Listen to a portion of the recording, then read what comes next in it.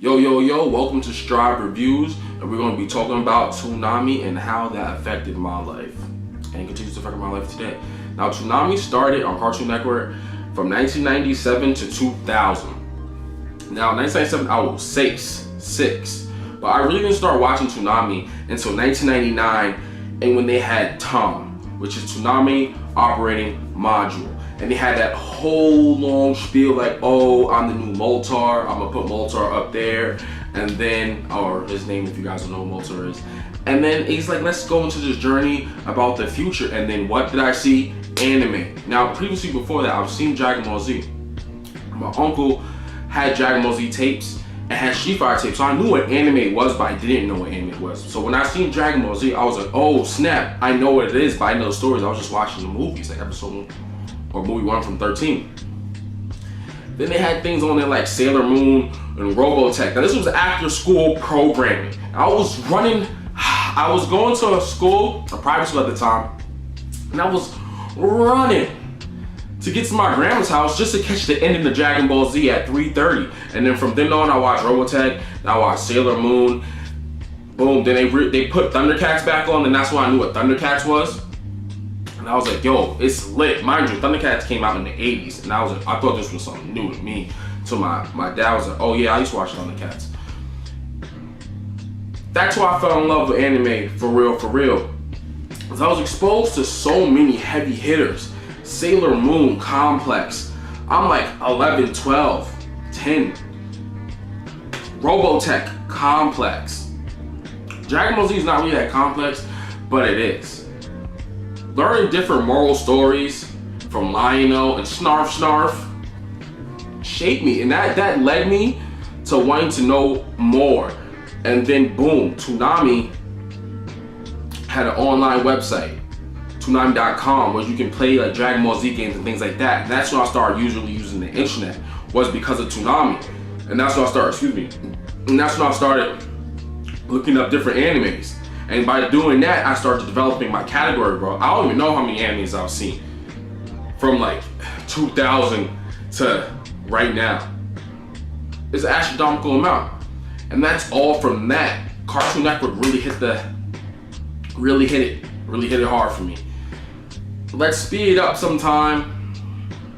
Toonami goes away, it gets revamped until the late night, and that's when, I'm watching things like Rurouni Kenshin, I'm watching Outlaw Star, I'm watching Gundam Wing, unedited, Dragon Ball Z, unedited. I'm seeing like the blood and actual real things that's going on in the plot line, and I started to really fall in anime a lot more. Let's talk about how Toonami had music.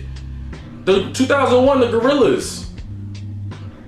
The Gorillas, bro. I was like, yo, what's that? That led me to Daft Punk. And I'm like, yo, exploring all these different kinds of music, movie reviews, video game reviews. And then once Tom went away and we got the second Tom with the voice of Spike, Steven, I can't remember his name, I know his first name is Steven. Spike, yeah, that's him. That's the voice of Tom, the second Tom. I'm just really ranting right now, but like for a lot of, I won't say older, but I say vetted. I say guys who came up with the Toonami phase when Toonami first hit. That really what sparked it for us was Toonami. Because then Toonami connected things to the internet, and they were just hitting all things I could possibly like.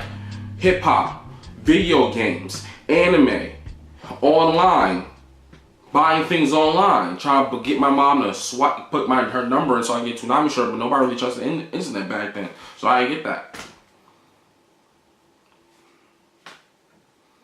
And I really appreciate that, because now like I do deep research. I can't think of the word. I do a lot of research on animes before I just watch. I just don't click and watch anything. I developed all the animes I like now, or just the animes that were being played on Toonami. I like mechs. They was showing Gundam, and they was showing Robotech, G Gundam. All the other new ones that came along the line, I can't speak. in 2012, 2013, earlier 2010. Even right now to this current day with the Iron Roses that just came out like 2 years ago. They're still showing that, or they're not showing that no more as of now. And it was great content. And that's what I like. Sailor Moon, I like shorties that can kill it, bro. Not only like, it was a little soft sometimes, but for the part, I think it grew from there. Like my love for like strong female role characters started at Sailor Moon. Dragon Ball, just people getting popping and rocking. Sometimes I just want to see people set it off in a nice way that's not corny. Just set it off. And Dragon Ball Z told me about Outlaw Star, Cowboy Bebop. Now we can even just start going how Toonami transcended into Adult Swim. But we could do that for a whole nother thing. Early Adult Swim, getting me into like expand my hip hop mind. Fly Low, what is that?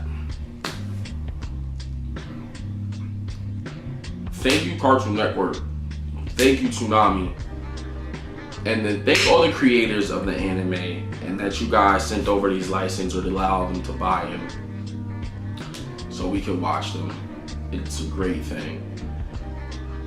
And yeah, catch me on my next one. I know I missed a lot of stuff. I feel like I can go and talk about this forever, but catch me in my next video talking about early Adult Swim. And I'm trying to get back in Adult Swim. I'm trying to get that vibe going. I'm making these videos. You see my edits. You see my edits.